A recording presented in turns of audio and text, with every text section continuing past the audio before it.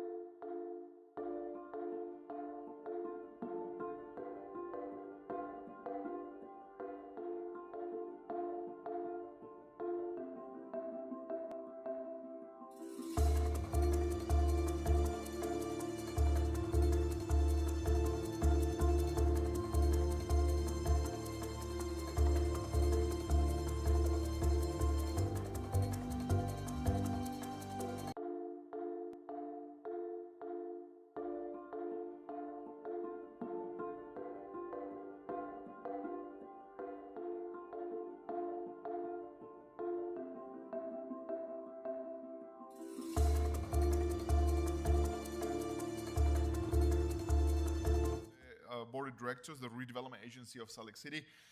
Today is November 14th. And we are, again, welcoming everyone to this meeting. And these meetings are public meetings, and you're welcome to join us in person using Zoom or watching through a Salt Lake City Council agenda page, Facebook, YouTube, or Salt Lake City TV. I hope you continue to participate and joining us whichever manner you feel more comfortable. Now we move on to item number A, comments, and we begin our meeting with comments to the board. We'd like to remind everybody that you can submit comments to the RDA using mail at P.O. Box 145476, Salt Lake City, Utah 84114, or you can also email those comments to council.comments@slcgov.com. You can also call our phone line, 24-hour phone line, and leave a message, 801-535-7654. Thank you, everybody here, for joining us. Before we start, I want to just remind everyone about the rules of decorum, and they're in place to ensure that the meetings move along well, to help everybody feel comfortable when sharing their comments. And those rules are posted on the Zoom link. They're also posted outside the office here. If you have any questions, you can reach out to one of our staff members, and they will give those to you. If there's people to comment to the RDA today, we're accepting those comments in person and in Zoom. Achita Mahai from the staff will moderate our Zoom. I will message you with any questions about your registration. If you do need to speak to the staff and you're online, make sure that you contact our staff, Achintia, from the list of participants, and you can also raise your hand in Zoom, and you will be contacted by our staff. Make sure that your comments are related to technical issues or minimal information updates, since the staff are handling a lot of things at the same time. Taylor Hill Online will be calling those who wish to comment in the order your name has been received. When it's your turn, please unmute your microphone, and Taylor will call your name. We will now open the general comment period. Taylor, can we start with our first comment? Thank you, Mr. Chair. We do not have anyone registered for general comment. Is there anybody in person that wish to comment to the board? Okay, so let's go to general comments to the board. That we just did that. We're going now to the public hearing portion of the agenda. We have one public hearing, item B1, resolution. Ben, can you help us with this item? Ben Latke. Oh. Testing. This one's good. There is a single item in the budget amendment to transfer $6.4 million of dormant home program income funds back to the miscellaneous grants account. This is for improved tracking and federal compliance reporting. Last month, the council approved a corresponding item in General Fund Budget Amendment number 2. While the accounting is changing, the use of these funds remains the same. The $6.4 million is being added to the RDA's Notice of Funding Availability, or NOFA, for affordable housing development later this year. Thank you.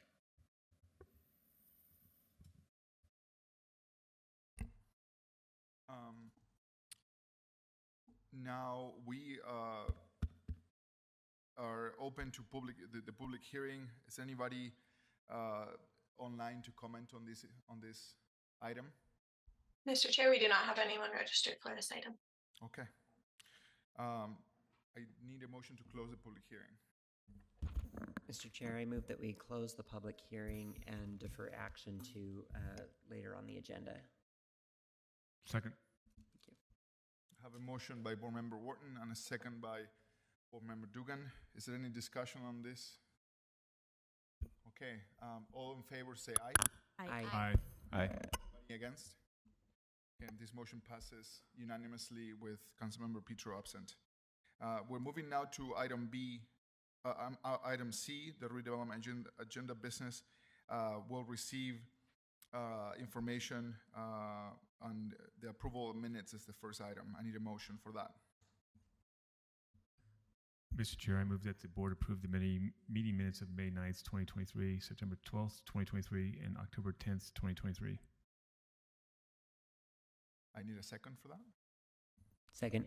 Okay, I have a motion by Board Member Dugan and a second by Board Member Wharton. Any discussion on that? Okay, I'm going to call the question. All of those in favor, say aye. Aye. Aye. Anybody Aye. opposed? Okay, that motion passes 6-0 with one board member absent. Now we're moving to item C2, the resolution, the RDA budget amendment number 1 for fiscal year 2023-2024. We're inviting at the table Ben Lucky, Council Policy Analyst again. And if Danny wants to join in, he can as well. And also, it seems like available for questions will be Mary Beth Thompson, Chief Financial Officer. So we had this listed for a short briefing in case there were any questions.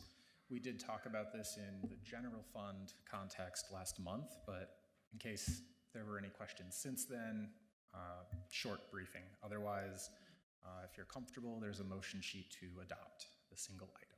I have just a procedural question. I think that on the is this the same as the previous public hearing that we just had? Correct. And I think the motion language was to close the public hearing and defer action. Do we need to change that? I said defer until later on the agenda. Oh, great. Yeah. Thanks. And okay, So And, since and the it public is in fact later great. on the agenda. You're right. I heard it wrong. Thank you. So now anyone could make a motion. And I think I will. Mr. Chair, I move that the board close, we already did that.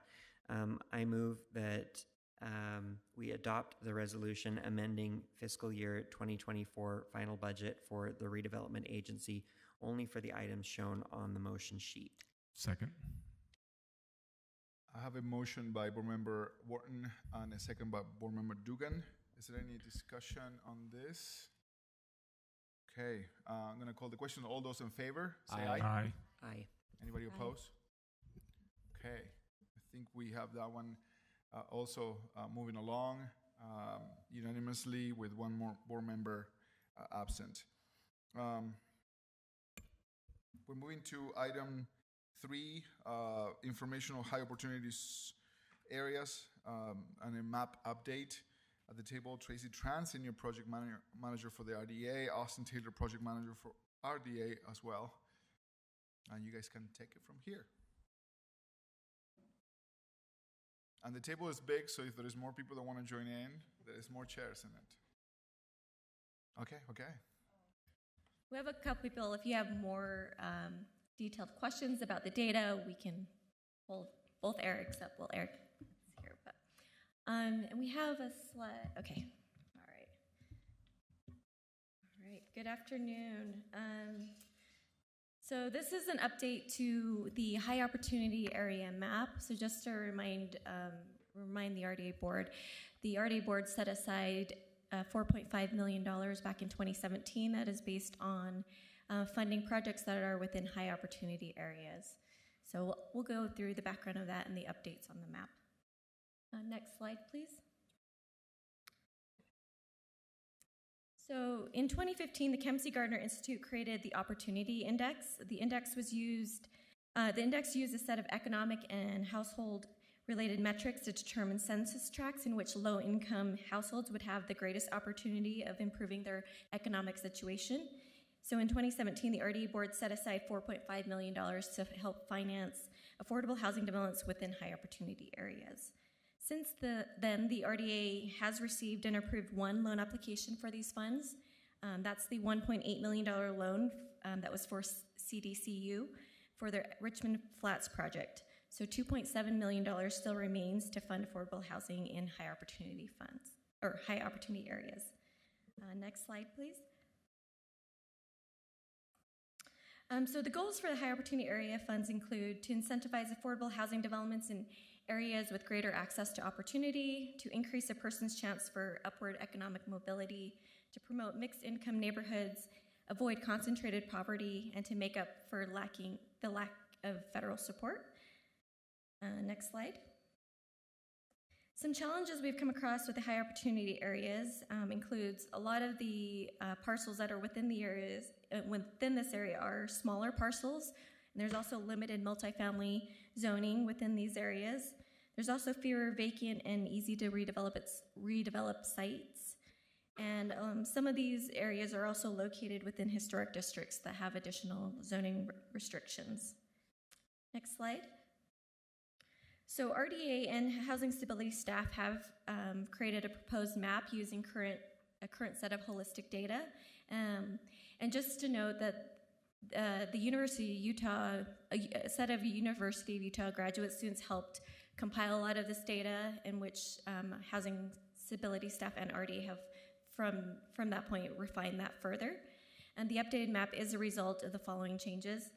There's additional metrics that factor in upward economic mobility for residents, updated data using the most recent data and census tract geographies. There's a new data weighting system.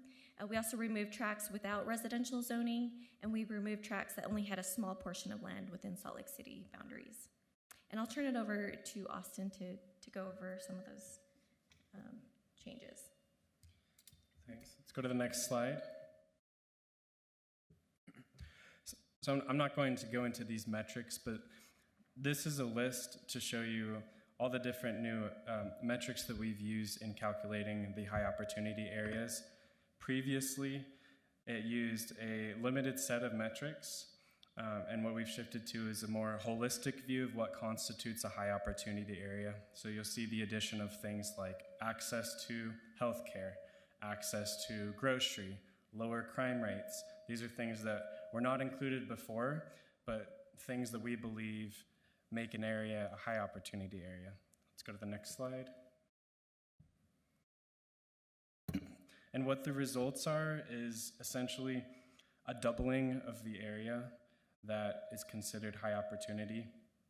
You can see that there's a significant area that's zoned for multifamily housing. If you look at the map, the areas with the green color are zoned for multifamily housing.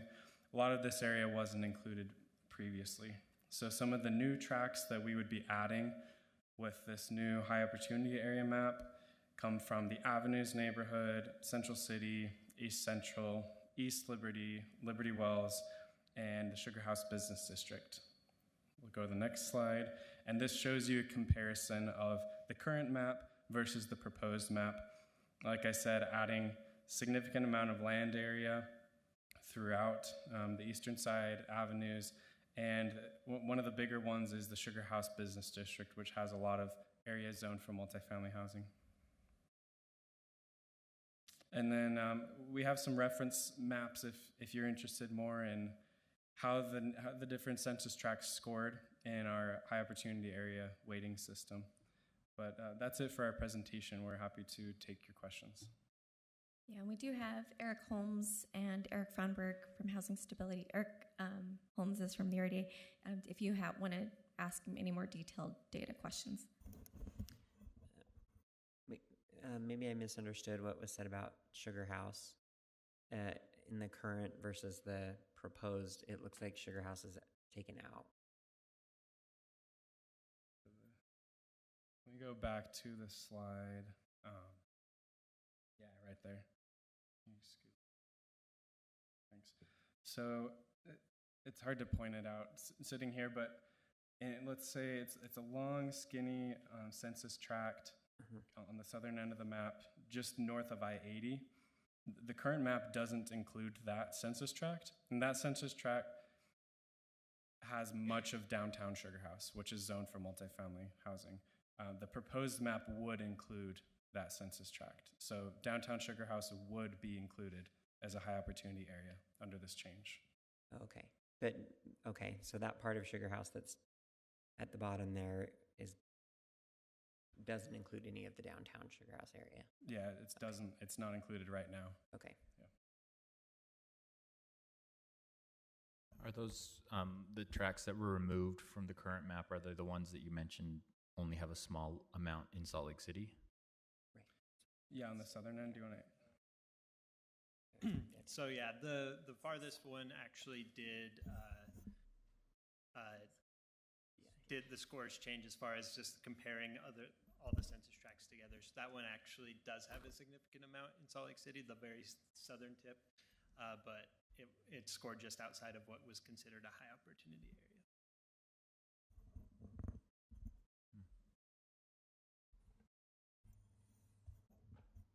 Remember Dugan? Okay. Is any other questions? I definitely think that this map will result in use of those funds, which have been sitting dormant since I was on the Redevelopment Advisory Committee. So it's a long time. So I'm glad we're finally updating this map, and thanks for the work on that. Because so far we just used that one for Richmond Flat, which we have an event for tomorrow. Yes, it's on Thursday. No, Friday, Thursday, right? Yep. And if you could go back in time, and if this new track was instituted in 2017, would we have seen a few more loans out? I can think of at least one that probably would have qualified for this. For Okay. these funds. All right. Okay, thank you. So Tracy, so with this 4.5, so do they renew? Are we having another 4.5? This is No, that would be a budget decision for you. okay, But okay. in the remaining funds, there's 2.7 left in the high opportunity So we area have funds. 2.7 left for this, and so then with our new policy changes, now that there's more areas where people could develop or could ask for loans for housing, our policy in terms of home ownership and family size housing still applies. Correct. Okay, thank you. Councilmember Young?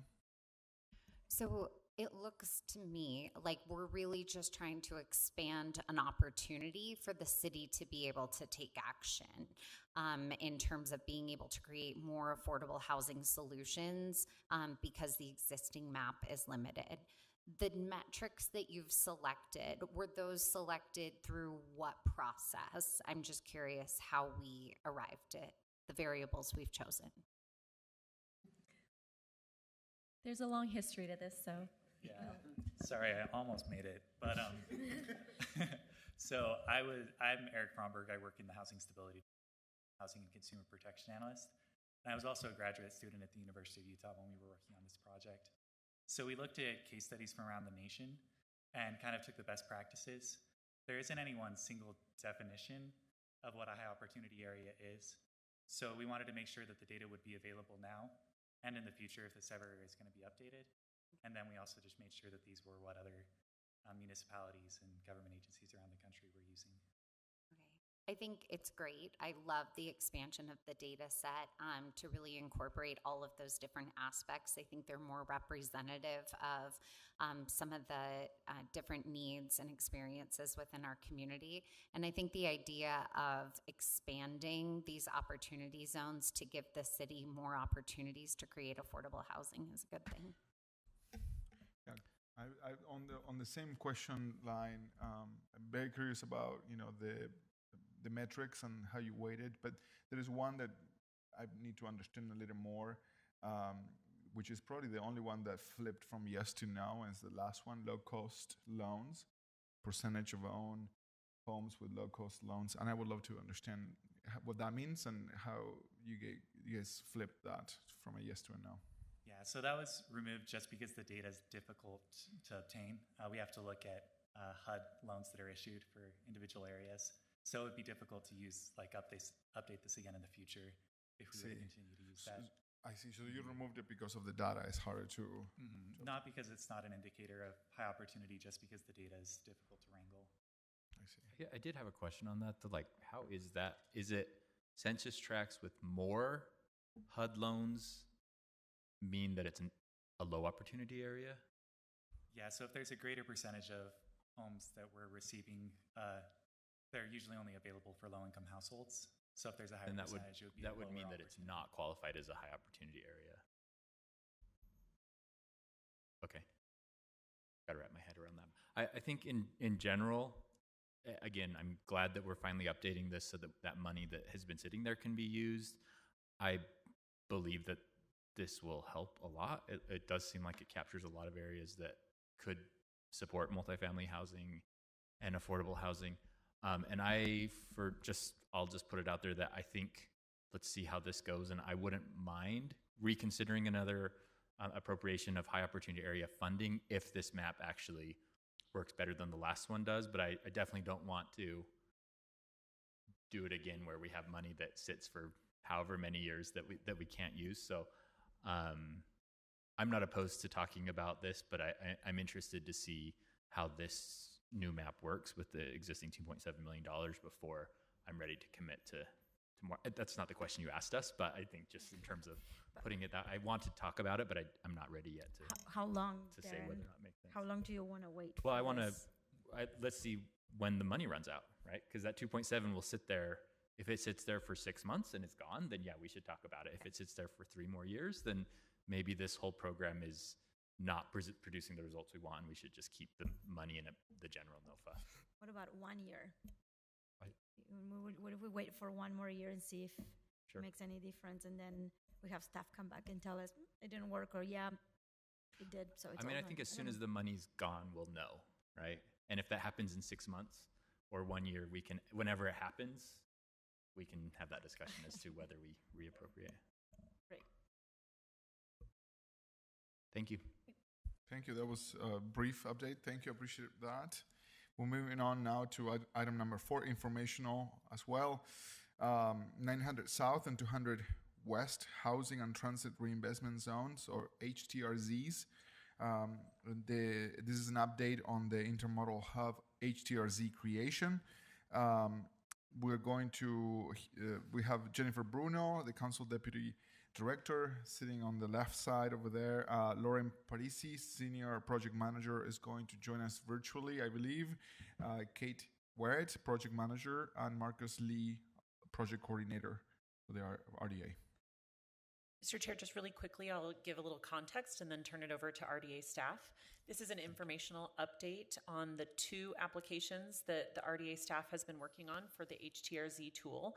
One has moved its way through the state process. I think as recently as last week, there was an update on that. And then the other one is a pending application that RDA staff is working on submitting relating to the Intermodal Hub. There's also some updates about the HTRZ tool in general, which has been adjusted in different legislative sessions recently. It is one of our newer financing tools. So with that, I'll turn it over to the RDA. Thank you. Great, thank you very much. We are very excited to be here today and to be discussing this with you. If you want to go ahead and go to the next slide. So we want to provide you with a status of the current applications. As Jennifer mentioned, we do have 2 that are underway. Here on this slide, this is just a reminder of what the state objectives are when it comes to housing, transit, and reinvestment zones, or HTRZs. They are promoting that transit-oriented development, which Salt Lake City is set up so well to help support. The objectives here are conservation of our natural resources, promoting better air quality, and strategic density where it matters.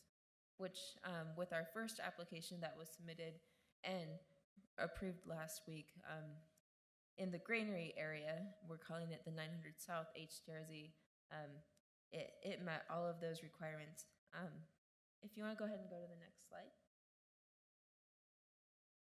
So here we have, excuse me, the eligible uses for the funds that can be received in these project areas, different from the community reinvestment areas. We only collect tax increment from particular parcels, and those funds can be used to help with the construction costs, both horizontal and vertical, within those parcels and the surrounding neighborhood.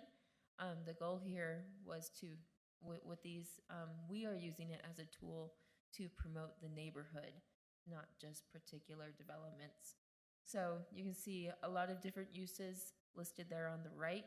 You'll notice that none of these have to do with operations or maintenance. It's all just construction. That's what they gave us the right to focus on. With this tool, we can collect up to 80% of the tax increment from property tax, if approved by the HTRZ committee, with 1% of that going to admin at this time, and then 15% of the sales tax that is created going to the state's transportation TTIF fund, which anyone within the state can apply for those funds. Let's go ahead and go to the next slide. So this is the exciting item. The governor's HTRZ committee approved this application last week. And so we're excited about that. That's another project area for you to have the opportunity to decide where you want to direct funds to go when those funds start coming in the future. Excuse me. Some highlights of this is for the HTRZ committee, this was the first infill redevelopment application that they'd seen. All the others had been greenfield projects. So we're a little bit different. Also, our neighborhood approach was something they hadn't seen before. Within that application, we included, we projected up to 10,000 units being built, with 2,000 of those units going towards affordable housing. One of the contingent requirements that they put on the application was that of the residential units built, 20% of those need to be deed restricted affordable at 60% AMI with income averaging there. So they are going for the very affordable with this, and that's an exciting request that we received from them.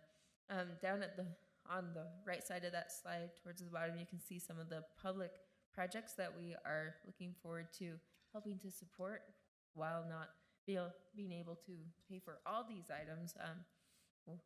We're optimistic that, dependent on the board's desire, some of these projects could receive potentially some of the tax increment to help them move forward, including the Green Loop, significant infrastructure that is needed in this area, streetscape and safety improvements, as well as public transit support, including possibly the tracks extension in the area.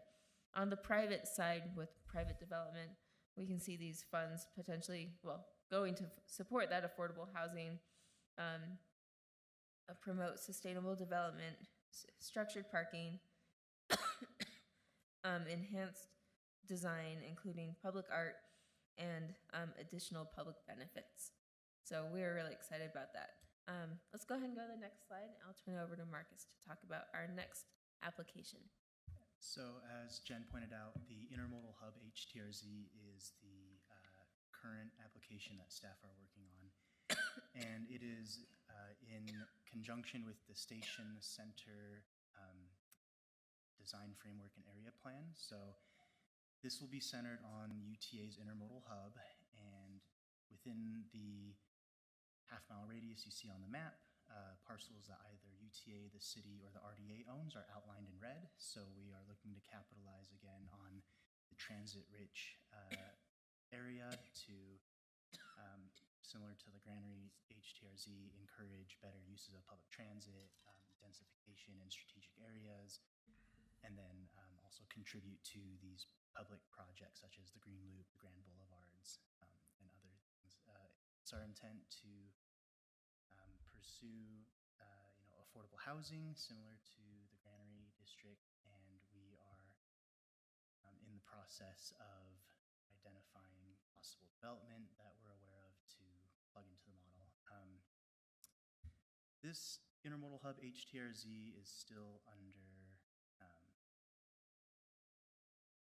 the application is still in the process of being worked on, so we would ideally like to submit within the next few months as the Station Center plan wraps up at the end of this year as well. We think it's a really good time to combine the two, since so much of the publicly owned land is within this boundary. Again, we would like to encourage the uses of public transit and similar benefits. And then if we go to the next slide. Great, thank you, Marcus. So here we have our next steps for that 900 South HTRZ. We have a few items to work out with the county and the tax commission before we take our next steps. And then we will be working on providing you with an interlocal agreement to adopt, as well as implementing that HTRZ. So we are anticipating several tax increment reimbursement agreements to be coming your way in the very near future. But before that happens, something that is necessary for all of these HTRZs is that the HTRZ tax increment policy be adopted. So you will be seeing that in an upcoming board meeting. You've seen it a couple times, but you'll be voting on that soon.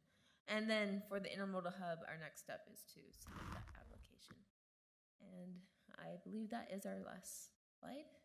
Board Member Valdemoros. Thank you. This is awesome. Thank you. I'm excited. When will we know what we need to decide on or vote on for what projects are we going to do? Like, what projects are we going to use the money for? So that will be part of the budget process for you. Okay. It's just deciding where you want to use those funds when they start coming in. Next year's budget, I mean, we won't be triggering quite June? yet. So because the 900 South HTRZ overlaps with the Granary District, and the Granary District doesn't expire until 2025, we will not be triggering this until at least 2026. So these funds we won't receive any tax increment until at least 2026, because you can't collect on the same parcel for two project areas at once.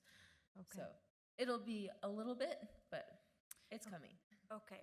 And then the next thing is I saw public infrastructure is one of the eligible uses.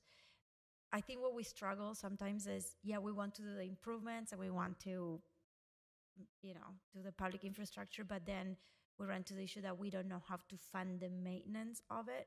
So does this HTRC cover maintenance as well? Like, could we set aside a percentage of the increment for maintenance? And Dan is saying, unfortunately, these funds are not for maintenance. They are for the upfront capital cost. Okay. All right. Thanks. Just to clarify, maybe by miracle, they had slipped that in there, but they didn't. Okay. Thanks. Board Member Mano. Yeah. Can you remind me what the guardrails are? So maximum of 1% for administrative costs. 15% is automatically going back to the state for their fund. So we have 84% of the increment, but that's all taxing entities increment that stays with us to appropriate to. Am I understanding that correctly? So there's two different tax bases that we're going off of here. So property tax increment. So that's what we typically collect with our project areas. That we get 80% of. The 15% is sales tax. And so sales tax versus property tax. And so that whole 80% is what will be going towards the HTRZ. Oh, the 15% that goes into the state's, what did you call it, TTIF fund is from sales tax. Correct. So we're getting 80% of the increment from all taxing entities. 1% of that 80% can go to administrative costs, and then the remainder can go to anything that was in that list. Correct. Those construction costs. Is there a maximum or a minimum that goes to public infrastructure versus private development? So in the 900 South application, so the one that was just approved, we proposed that 60% of that go to private development as a threshold. In the HTRZ tax increment reimbursement policy, we have a breakdown of that division between the public and private use of those funds. And after that 60%, if they meet the threshold requirements, if they go above and beyond that, they have the ability to receive an additional I believe it's up to either 80 or 90% of the tax increment. From the entire area, or just from each individual parcel? From what they have generated on their parcels. Okay, for the only increment that can go back into a private development is increment from that specific parcel. Am I understanding that correctly? Currently, yes. Okay, and then then there's a housing requirement, which is 20% of the units at 60% AMI, but like, what percentage of the increment has to go into those units? Or like just a project in the area has to have, how does that requirement? So when we receive tax increment reimbursement requests, they will, based on their funding request and the amount of affordable housing they have included in the project that they have, we'll be able to work off it, determine the percentage of the overall project area that is going to be affordable. We don't have a set number of the amount of funds maybe that I would be affordable. should ask the question. In a typical RDA project area, 10% has to go to housing. Correct. And that housing can be in the project area or anywhere, right? In this, is there a minimum percentage of the increment that can go? So potentially 0 could go to housing, but that'd be unlikely because we set that as a priority. Am I? One of the threshold requirements in our tax increment reimbursement policy is affordable housing. So they will have to at least meet that. Yes. Okay, thanks. Quick question, and you will have to help me get definitions. Enhance, horizontal, vertical construction costs. Help me define those. So with that, one of the goals with the Housing and Transit Reinvestment Zone with this act from the state was to build denser. And the higher you go, the more expensive it is per square foot. So with that enhanced vertical and horizontal construction costs, that is recognizing those increased construction costs. And so that's vertical, and horizontal is trying to get larger project. Yeah, that's looking at the parking, the land use, the infrastructure involved, parking garages. Mr. What Chair. about enhanced? Oh, sorry, Mr. Chair. Maybe I could chime in.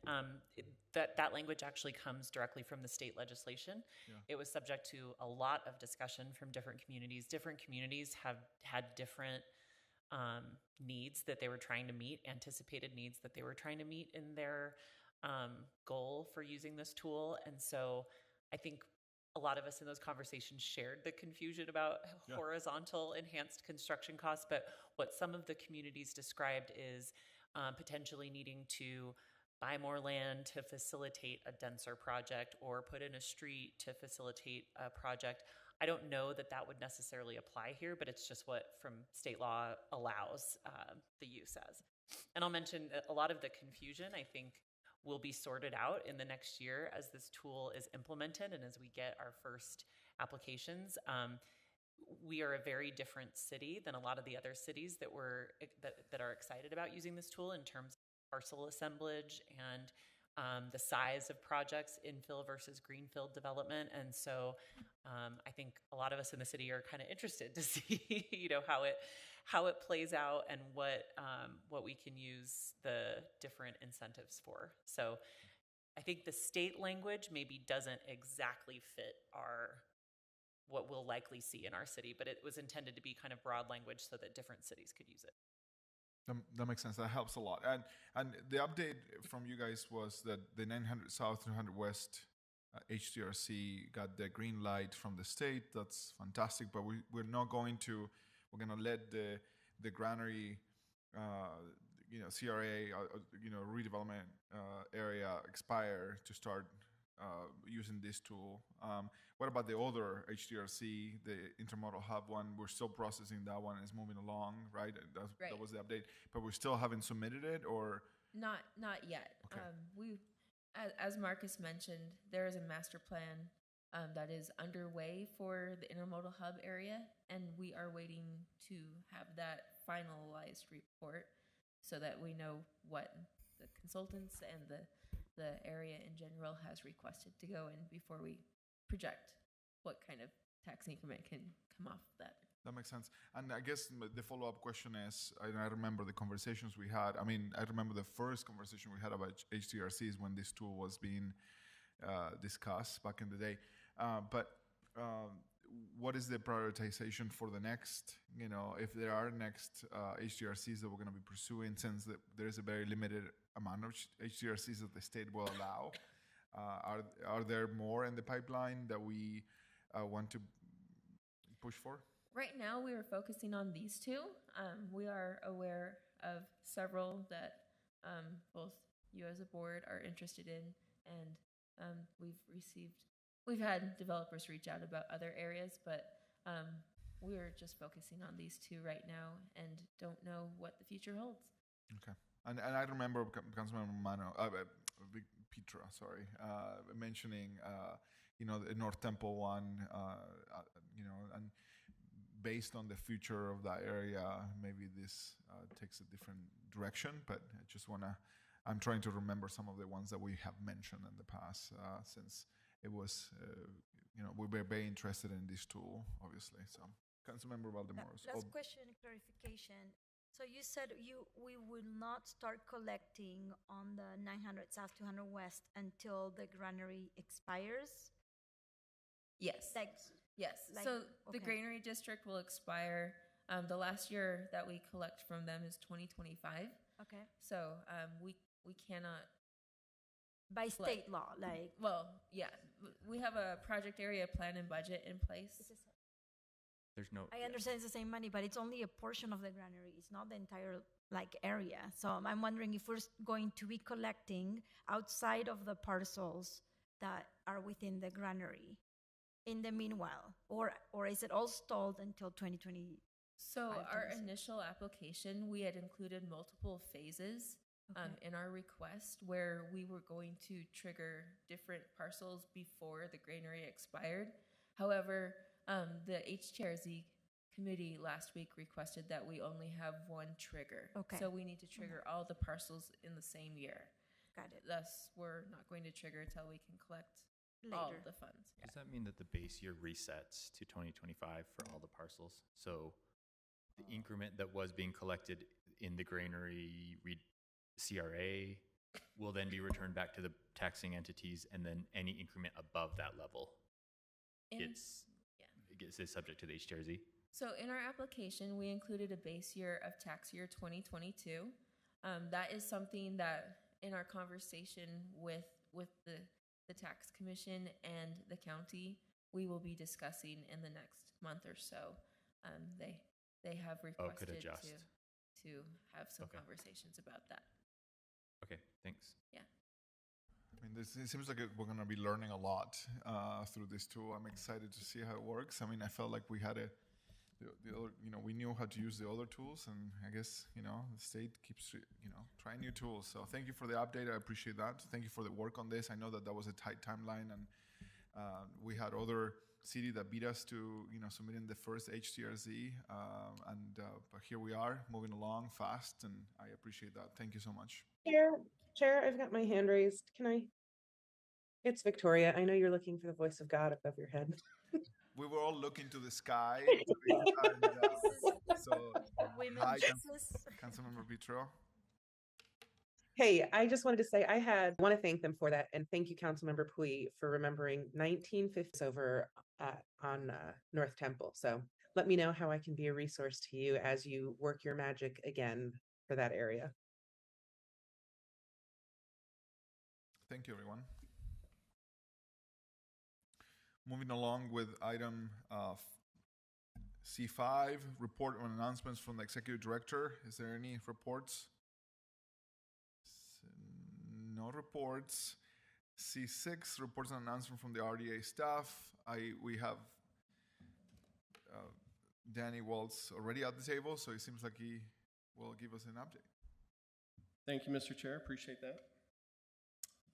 Just a few quick updates for you, board, if I may. Wanted to mention that tomorrow night, Wednesday, November 15th, from 6 to 8 is the next Ballpark Next open house. This is an open house for attendees to come in and participate in the visioning exercises, speak with project staff and GSBS architects, and look at an update of where that process is. It will be held indoors in the ballpark itself in suites 19 and 20. Also, Thursday, November 16th, is the ribbon cutting for the Richmond Flats project. You heard Tracy mention that earlier in the high opportunity map discussion. That is the first project to utilize the high opportunity funds. This is a 55-unit development that the board set aside funds for in 2017. 43 of the 55 units are 2, 3, and 4-bedroom units, and all 55 of the units are affordable to residents, making 25 to 50% AMI. So that is Thursday at 10 a.m. if you'd like to participate in that ribbon cutting. Also, RDA staff members have been working with a class of 34 Utah State University landscape architecture and environmental planning students. They've been working on a semester-long capstone project that analyzes and provides recommendations for several of RDA project areas, specifically redevelopment opportunities within the State Street, Granary, CBD, Depot, and 9-line project areas. So the students are wrapping up that presentation. They will present those final presentations to stakeholders next Monday, November 20th at 10 a.m. at Gallivan Hall. So if anyone is interested in attending that, let me know. We can get you the details on that. And then finally, speaking of Gallivan Center, dedicated Gallivan staff are working hard to get the ice rink ready to go for an opening tomorrow. I know it's hard to look outside right now and think of ice skating, and it is a challenge to make ice when it's over 60 degrees. But they're ready to go, and they are also putting up the holiday lights in anticipation of the lighting season. And then 2 quick things to note on the operational changes this year for the Gallivan Ice Rink. They are actually open for limited hours on both Thanksgiving and Christmas, which surprisingly they've actually had to turn people down on those 2 days who show up with their families and wanting to do an activity. So they've decided to open and see how that goes and how much demand there is. And then they've also updated and changed some of their concession items to provide more variety at a broader range of affordable rates. So make sure you get out and enjoy the ice rink at Gallivan Center. That's all we have, Mr. Chair, unless there's any questions. Thank you so much. Thank you so much. Any questions? Okay, thank you so much for the update. I appreciate that. And if you send us all those dates, we'll try to make ourselves available. And now we are moving to the written briefing items. If you have any questions, feel free to raise them now or in an email to the staff so they can be answered by the wonderful RDA staff. Item D1, informational redevelopment agency's semi-annual property report. We should all have that. So if you have any questions, I don't see any. And we have no consent items today. So this basically finishes the RDA portion of the agenda. We're going to convene as a council, but we're not adjourning the meeting at the moment to give us the opportunity to convene a closed session together with the RDA and the council. So, Councilmember Chair. Council members, Mano? do you need a break before council meeting? I think probably we need a technology break, right? So why don't we come back in? Do you guys need a break between council and RDA work session? Doesn't sound like it. No, it's the same Zoom. We just need to start and stop the recording. Okay. Why don't we come back at 3 o'clock then? Okay. That's a short break, 9 minutes.